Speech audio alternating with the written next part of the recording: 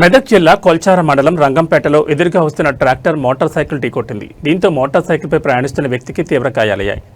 ఈ చిలిప్చేడ్ మండలం బంజారానగర్ తాండా లంబాడి టిక్యా తన మోటార్ సైకిల్పై రంగంపేట వైపు నుంచి ఇంటికి వెళ్తుండగా మార్గ మధ్యంలో శివార్లో ఎదురుగా వస్తున్న ట్రాక్టర్ ఢీకొట్టింది. దీంతో ఆయనకు తీవ్ర గాయాలయ్యాయి. ఈ ఘటనను గమనించిన స్థానికులు వెంటనే 108 సాయంతో మెదక్ జిల్లా ఆసుపత్రికి తరలించారు.